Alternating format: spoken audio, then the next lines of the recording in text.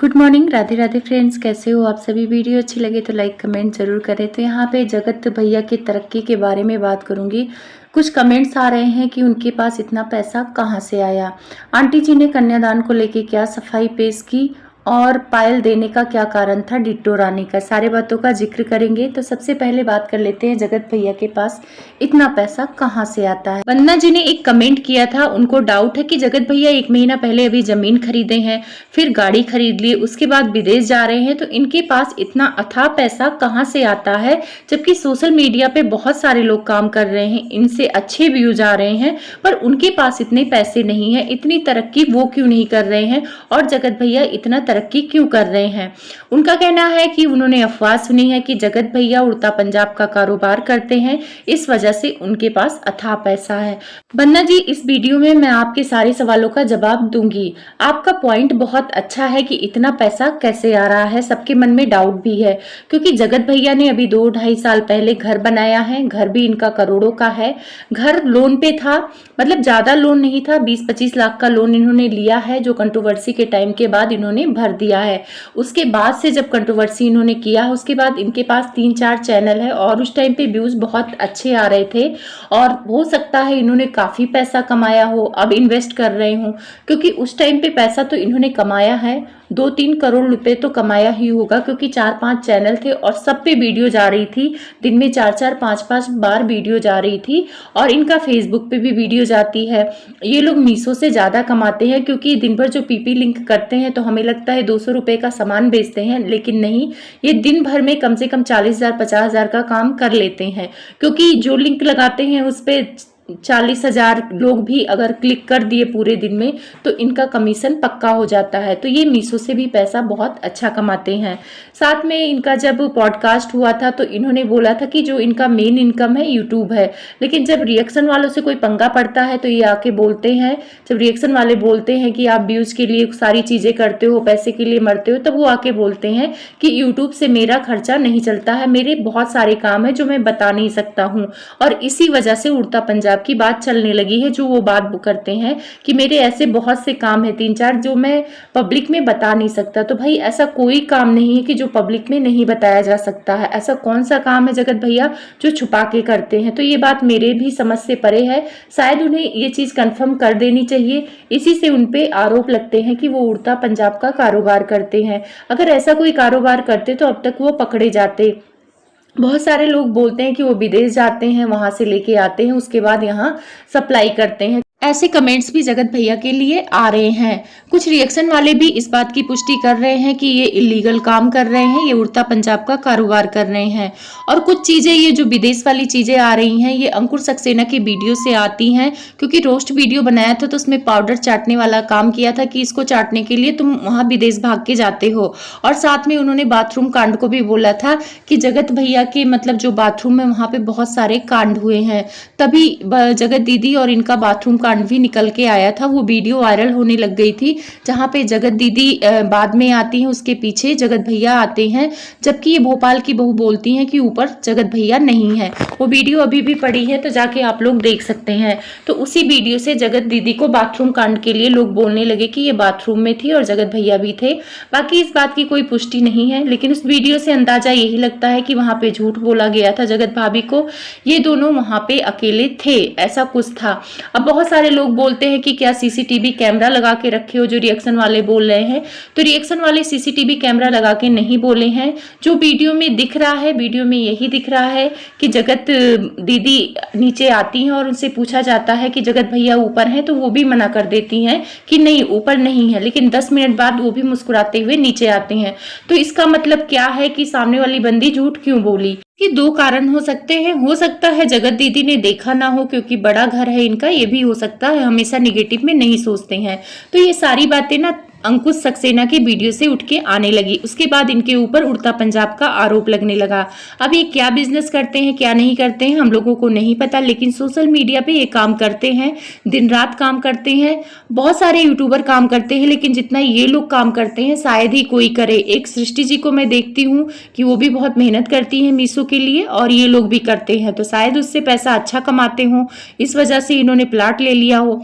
Plot लिया होगा 20-25 लाख का लिया होगा, अगर 300 गज भी लिया होगा, क्योंकि वहाँ पे अभी ना जो इनका लोकेशन है ना, वहाँ पे प्लाट सस्ते हैं, वहाँ 4000-5000 गज हैं। तो हो सकता है कि इनको उतने में मिल गया हो, सस्ता मिल गया हो। रही बात गाड़ी भी, तो गाड़ी भी इनकी 15-16 लाख की है, बहुत ज़्यादा महंगी नहीं है। तो ये लोग मीशो से अच्छा पैसा कमाते हैं। तो शायद आपका डाउट क्लियर हो गया हो कि ये पैसा इलीगल नहीं है, लोग मेहनत करते हैं, कई चैनल है, फेसबुक है, यूट्यूब है, स्कूल भी है, तो पैसा ये लोग कमाते हैं। जगत भैया ने जब गाड़ी खरीदी तो 3-4 लोगों को बुलाया था, जिसमें मिट्टू रानी भी आई हुई थी। मिट्टू रानी से इनका कुछ अनबन चल रहा था, क्योंकि ये उतना जा भी नहीं रहे थे, और आंटी जी का वेडिंग एनिवर्सरी हुआ था तो भी नहीं बुलाया था।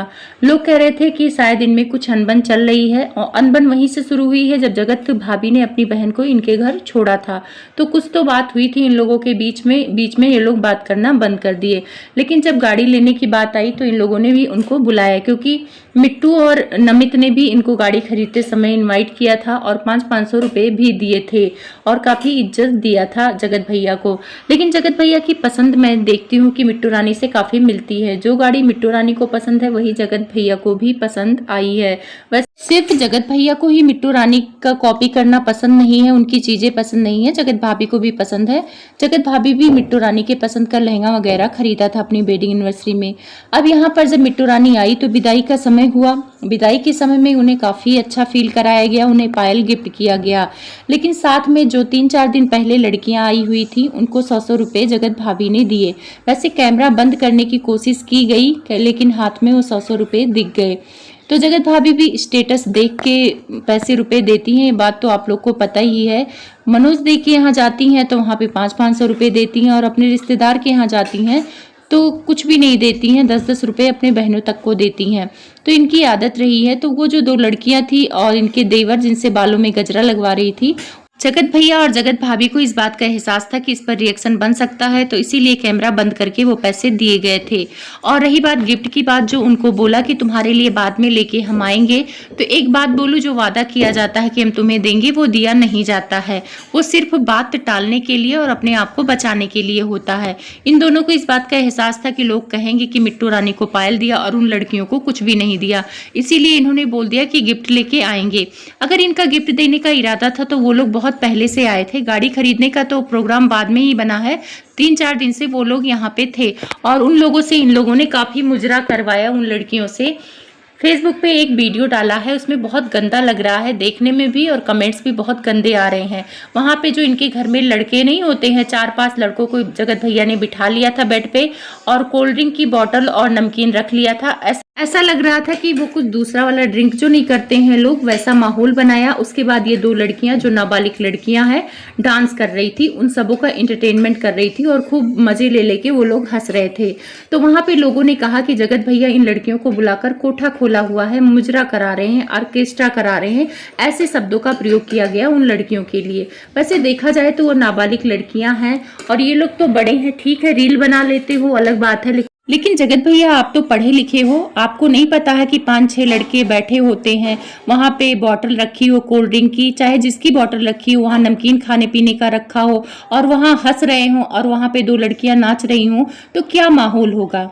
माहौल का तो पता है। साथ में जगत भाभी भी बैठ के कोल्ड ड्रिंक का एंजॉय कर रही थी, तो मतलब ऐसे लग रहा था माहौल ये लोग ऑर्केस्ट्रा वाला ही बना के रखे थे, तो जो मुझे भी नहीं अच्छा लगा सच में देखने पे रील, पता नहीं कैसे इन लोगों को अच्छा लगा। तो कमेंट्स करने वाले तो अपनी बात तो रखेंगे। तो जगत भैया मिट्टू रानी को काफ़ी अच्छा फील करा रहे थे, उनके बालों को सहला रहे थे। मतलब इस बार गाल वाल तो उतना टच नहीं किए जगत भैया जितना उनके घर जाके उनके गालों को टच करते हैं, क्योंकि जगत भैया उनको बिना टच किए रह नहीं पाते हैं। लेकिन इस बार मैंने देखा है मिट्टू रानी इनसे बचते हुए नजर आ रही थी। जैसा पहले ये करते थे कि मतलब इनको टच करते थे या कोई छेड़खानी करते थे बालों के साथ, तो मिट्टू रानी मना नहीं करती थी, लेकिन इस बार दूरी बनाते हुए नजर आई। पहले वो मिट्टू रानी भी सोचती थी कि चलो इससे व्यूज आते हैं, वो खुद भी ये कह चुकी हैं कि मेरा इनके साथ अफेयर का लगा दो या मेरा इनके साथ अफेयर मैं कर लूं, ये सारी बातें वो सीहोर के टाइम पे बोल चुकी हैं। तो वो इसलिए बोली थी कि ताकि उनके व्यूज आए और लोग एक कंटेंट बनाए, रिएक्शन बनाए। लेकिन इस बार वो थोड़ा सा दूरी बना के रख रही थी जगत भैया से। अब पता नहीं क्यों रख रही थी, ये तो नहीं मालूम है। साथ में जगत भैया जैसे जगत दीदी को बोलते थे कि ये आपका ही घर है, वैसे जब ये जा रही थी तो इनको बोला कि ये भी घर तुम्हारा ही घर है, कहाँ जा रही हो, रह जाओ। आंटी ने भी अड़े अड़े दीदी को जवाब दिया कन्यादान को लेकर, लेकिन अड़े अड़े दीदी ने जो वीडियो बनाया था उसमें क्लियर कर दिया था कि वो किसी और के लिए नहीं है, एक रिएक्शन वाले के लिए है। तब भी आंटी जी और उनकी बेटी बीच में कूद रही हैं। उन्होंने बताया कि रिएक्शन वालों ने उन पर इल्जाम लगाया था कि वो कन्यादान इसलिए कराया, कन्यादान के टाइम पे आंटी जी पैसे रुपए दी, ये सारी चीजें उन पर इल्जाम लग रहे थे। तो उन्होंने क्लियर किया कि कन्यादान तो किया है लेकिन पैसे रुपए खर्च नहीं किए हैं, कोई एक दाम नहीं लगा है उनका, और अगर उन्होंने कुछ मुझे दिया है तो उसका पलट के हम लोगों ने भी दिया है। मतलब वही जो आंटी जी ने साड़ी कपड़ा दिया है तो भाई उनके ससुराल से भी साड़ी कपड़ा आया है, तो ये तो लेन देन चलता रहता है। तो उनको इस बात का बुरा लगा कन्यादान वाली दीदी का, और किसी को भी बुरा लगेगा। आप बार बार करके जताओगे कि मैंने तुम्हारे लिए किया, तुम्हारे लिए किया, तो गुस्सा आएगा। तो वहां पे अड़े अड़े दीदी को गुस्सा आना जायज है। आंटी जी ने भी आई और अपना मुंह खोली कि मैं मुंह खोलना नहीं चाहती हूँ, लेकिन जितना हमने किया है दान देके कहना नहीं चाहिए। तो ऐसा नहीं है कि हमने कुछ किया ही नहीं है। तो आंटी जी के हिसाब से कि उन्होंने कन्यादान भी किया है, साथ में रुपए पैसे भी खर्च किए हैं। अब देखो इन लोग का क्या है, ये लोग आपस में समझ ले, लेकिन व्यूज के चक्कर में